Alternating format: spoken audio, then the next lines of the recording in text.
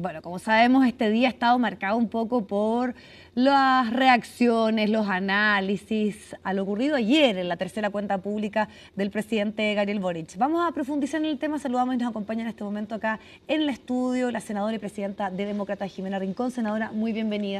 Muchas gracias, Viviana. Gracias por acompañarnos. Senadora, a grandes rasgos y a modo general, ¿qué evaluación hace de la cuenta pública de ayer? Bueno, yo lo dije ayer, hoy día me lo preguntaron también en la mañana. Creo que más que una cuenta pública es un buen cuento poético, es como el país que le gustaría vivir al presidente, quizás un poco poético, y hemos dicho quizás ¿Por qué poético? Porque hay muchas cosas que no son ciertas, que no son reales, que claro, a uno le gustaría que fueran así, pero uno no las ve. Cuando el presidente, por ejemplo, dice que hemos mejorado en seguridad, y uno dice, si hemos mejorado en seguridad, ¿cómo es posible que la ministra del Interior diga que le da miedo reponer la estatua en la Plaza Baquedano? Entonces, tan bien no estamos. O uno dice, bueno, los indicadores de la macrozona sur, del norte, son buenos o mejores, no buenos, mejores que los que teníamos antes, pero lo que se ha hecho es utilizar estados de excepción en el norte y en el sur, herramienta que ellos votaron siempre en contra al gobierno anterior. Y efectivamente ha bajado, ¿no es cierto?, la criminalidad, pero por la acción de las fuerzas militares desplegadas, por la acción de la Fiscalía, porque se han desbaratado bandas, que tiene que ver también con un despliegue que ellos negaban en el gobierno anterior. Pero en los datos objetivos, cuando uno los va viendo y los va desagregando, la verdad es que es más bien lo que le gustaría al presidente que fuera, pero no lo que realmente pasa en el país. Ya, pero senadora, en el caso, por ejemplo, de los temas relacionados con seguridad, veíamos hoy los titulares del Mercurio incluso haciendo alusión a este cambio en su discurso, señalando que muchas de las palabras, y se hacía la comparación con el primer discurso o con los temas que estaban en su programa de gobierno, tenían como foco o las mayores repeticiones fueron seguridad y economía. También el gobierno ha dicho insistentemente que se han aprobado más normas que en los últimos años, eso lo han defendido. Incluso también el propio presidente hizo mención al estado de excepción, agradeció a los militares, o sea, uno podría decir que efectivamente ha llegado un cambio bastante importante que le ha valido incluso un costo de, podríamos decir, su electorado más duro o de su coalición de origen, el precisamente incorporar y darle prioridad a los temas de seguridad. Absolutamente, y ahí uno lo que tiene que hacer como bajada es, al ver los proyectos, ¿no es cierto?, de ley aprobados en materia de seguridad, el 70% corresponden a iniciativas de los presidentes anteriores o mociones parlamentarias. Solo un 30%, un poquito menos, corresponden a iniciativas de este gobierno. Y la mayoría han sido votados en contra por los parlamentarios del propio gobierno. Entonces, pero en contra del propio gobierno que se ha llamado a votarlos a favor.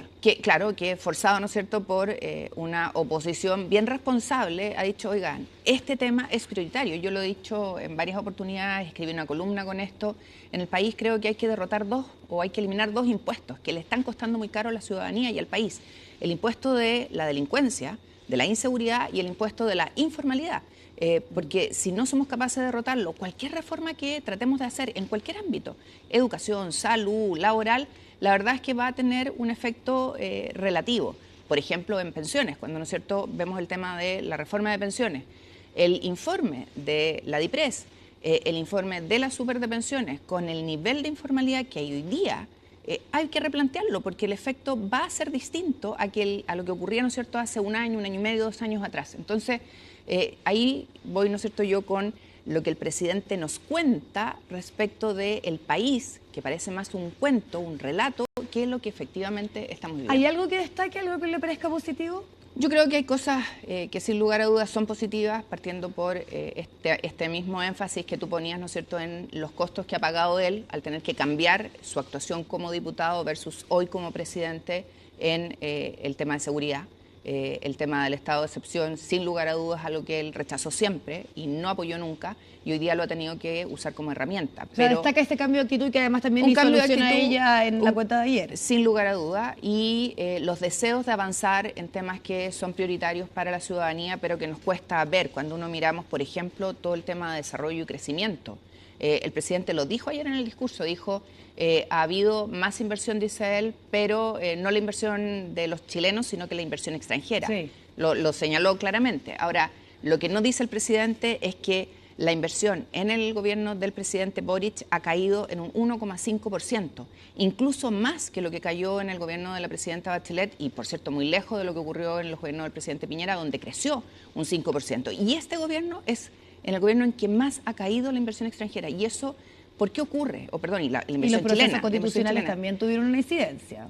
Todo el estallido social, todo lo que ocurrió, ¿no es cierto?, con eso, toda la incerteza que da el gobierno con los anuncios que hace, hacen que los chilenos, porque lo dijo el presidente ayer, los extranjeros invierten, los chilenos no, tengan temor a invertir. Y no es por una carga más ideológica tal vez de lo que representa el mundo empresarial, porque si los extranjeros ven garantías para invertir, como que ahí se podría decir que hay un punto...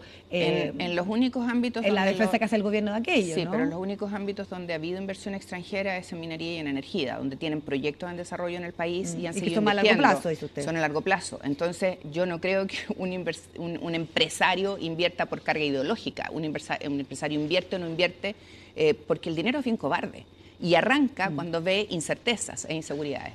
Pero quiero quedarme un poco también algunos hechos que marcaron sobre todo la cuenta de ayer y sin duda que estuvo el momento en que se anuncia una ley de aborto y de eutanasia y varios parlamentarios se retiran. Partamos por eso. ¿Qué le parece la decisión de los parlamentarios que se fueron? Más allá del análisis que vamos a entrar ahora del tema. Yo creo que ¿Es correcto? ¿Le parece adecuado? La democracia requiere altura de miras y respeto por el que piensa distinto. Y yo creo que uno no arregla las cosas mandándose a cambiar. No es la forma, no es lo que yo hago.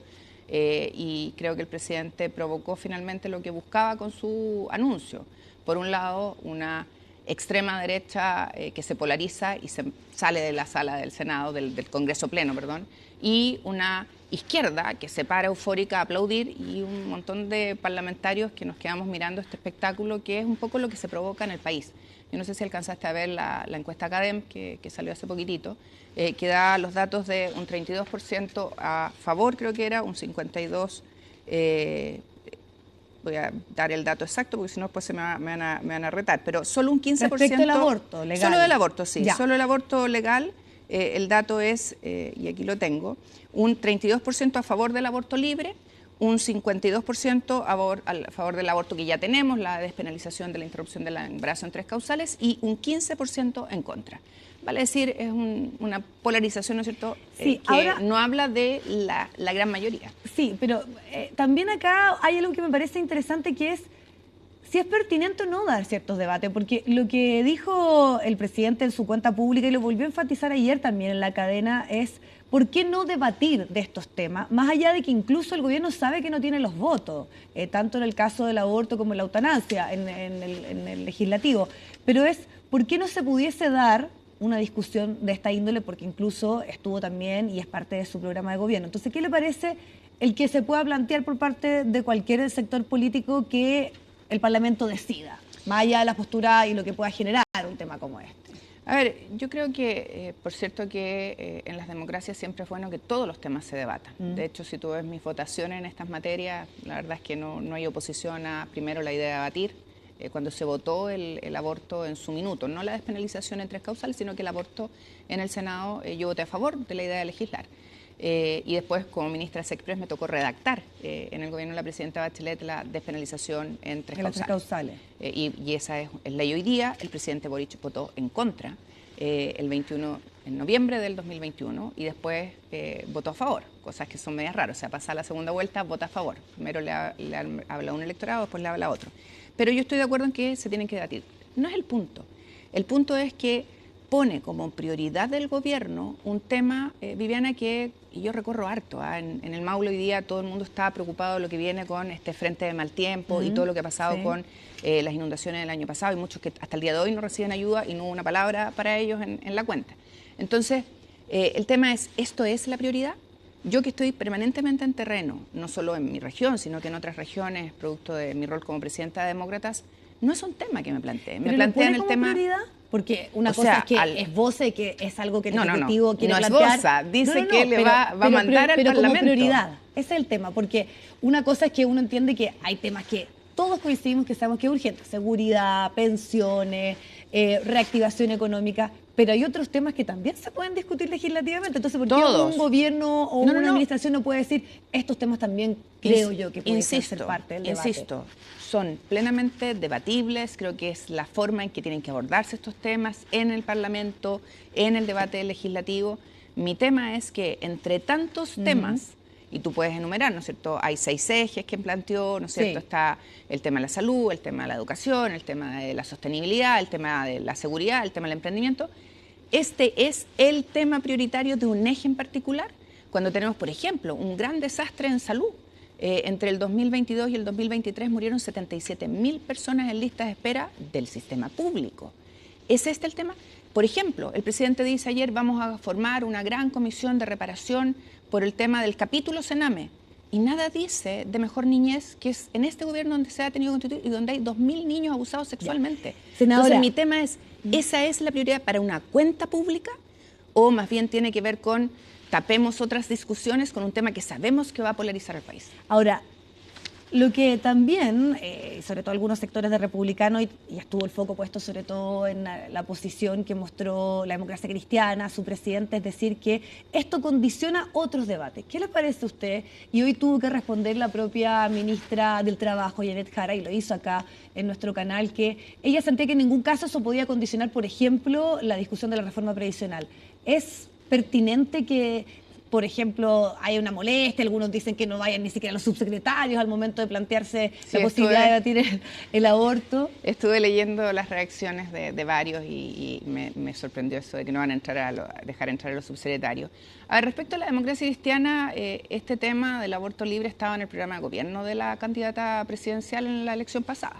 Entonces, ahí tendrías que preguntarles a ellos qué pasa con los cambios de posición. Pero el decir que esto sí condiciona, por ejemplo, y ahí también le pregunto a su mismo sector, debate o posibilidades de avanzar en la reforma previsional en concreto. Nosotros la reforma previsional, para avanzar o no, tenemos súper claro que tenemos que avanzar hacia una reforma que dé respuesta a lo que busca la reforma, que es mejorar las pensiones.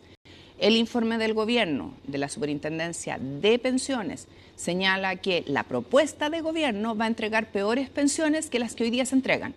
Mientras eso no se aclare, la verdad es que es medio absurdo legislar algo que va a entregar peores pensiones que las que hoy día tenemos. Dice, el tema tiene que estar concentrado en eso y no en si fue pertinente o no que se hablara de aborto, se planteara por parte del Ejecutivo el aborto legal a la eutanasia. Yo creo que el haber planteado el tema era un efecto distractor para polarizar. Respecto de si condiciona o no otros debates, creo que no corresponde. Porque eso se basa un poco en la posición, por ejemplo, de la ADC, pero eso se lo pregunto a usted y a su sector. No, en mi sector los debates tienen que tener espacio en su mérito. Y el tema de pensiones nada tiene que ver con el tema del aborto libre, y eso lo discutiremos, ¿no es cierto?, en esa sede, y el tema de pensiones lo discutiremos respecto de que dé respuesta a las personas. Senador, y en este caso, cuando ya entramos a analizar lo que ocurre con la reforma previsional, podríamos decir que en el último tiempo la oposición, y en particular Chile Vamos, ha ido un poco más allá de lo que incluso había sido una propuesta que tuvo el presidente Sebastián Piñera en esta materia, que era dividir estos 6 puntos, y ahora Evelyn Matei ha dicho no, 6% completo a las cuentas individuales. Y le pregunto por su sector, que fue clave en aprobar la idea de legislar el tema. Entonces, ¿en qué posición están ustedes? ¿Hay posibilidad de llegar o no a un acuerdo? Porque todos estos votos van a ser clave, sobre todo para la pretensión del Ejecutivo, que es avanzar en algo en este tema. Bueno, ojalá podamos de verdad encauzar un buen debate en pensiones, que demos respuesta a la ciudadanía. Cuando uno mira hoy día lo que ha sido el efecto de la reforma de la PGU, me tocó a mí como presidenta del Senado y presidenta de Hacienda sacarla adelante en el gobierno anterior. Hoy día uno ve que en el quinto quintil la tasa de reemplazo es de un 173% gracias a la PGU, y por lo tanto ha habido un avance importante. Nosotros permitimos, y creo que nuestros diputados fueron clave, tú lo dices muy bien, sus 6 votos para que se aprobara la idea de legislar y pasara al segundo trámite, que es en el Senado. Y hemos participado en todas las mesas que se nos han convocado, en esta también, con la ministra Jara, y hemos señalado del 6% que tiene que aportar el empleador, y lo hemos dicho porque tenemos los antecedentes técnicos para hacerlo, un 4,2% tiene que ir a las cuentas individuales y un 1,8% tiene que ir a solidaridad a través de este seguro de longevidad. ¿Por qué? Porque hoy día a las personas más pobres les estamos calculando su expectativa de vida a una edad que no llegan.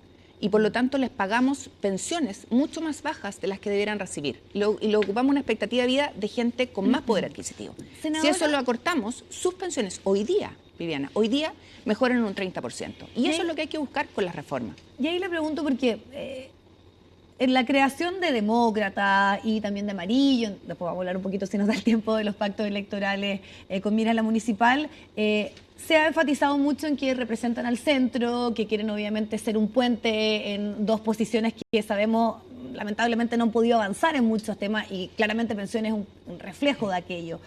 Entonces, ¿cómo ve la posición y quién efectivamente cree usted que está haciendo más tosudo o ha dado menos posibilidades de llegar a puntos de acuerdo? Porque por un lado lo que dice el gobierno es nosotros hemos cedido y lo que estamos proponiendo ahora es distinto a lo que inicialmente entró como propuesta al Ejecutivo. Pero vemos a Chile Vamos que más bien dice no y no nos movemos de la posibilidad incluso de que ese 6% completo tenga que ir a cuentas individuales. Yo ¿Usted creo... ¿A quién cree que ha sido o ha tenido la responsabilidad que no se pueda llegar a este acuerdo? En materia de impuestos, en materia de salud, en materia de pensiones, la iniciativa es exclusiva del gobierno y por lo tanto no se discute nada que el gobierno no esté dispuesto a poner la firma. Y por lo tanto el llamado a encontrar los acuerdos es quien gobierna. Dicho aquello, esto no se trata, y se lo hemos dicho a la ministra Jara, esto no se trata, y ella fue mi subsecretaria, siendo yo ministra, no se trata de cuánto he cedido. Esto se trata de cuánto las posturas de cada uno permiten tener una ley que mejore las pensiones. No se trata que yo te dé un punto, yo te dé 5, no. ¿Pero dónde se encuentran en una buena propuesta, Viviana. Y yo creo que eso lo tenemos que entender. Aquí muchos dicen, no, ustedes son defensores de las AFP. Y yo digo, oye, da lo mismo quién administre. Lo importante es que el modelo que aprobemos pague buenas pensiones. Y esto se lo hemos repetido hasta el cansancio al gobierno.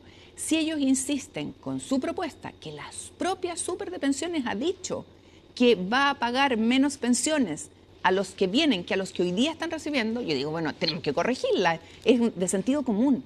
Y parece que el sentido común a algunos le falta. Ya, ¿y eso quiere decir usted que hay mayor responsabilidad en el gobierno en este caso? Absolutamente. Ellos tienen la firma de esto. Sin su firma no podemos avanzar nada. Y si ellos están tosudos y dicen, no, yo ya he cedido, así que te toca a ti ceder, yo le digo, oye, está bien, sentémonos a revisar los números.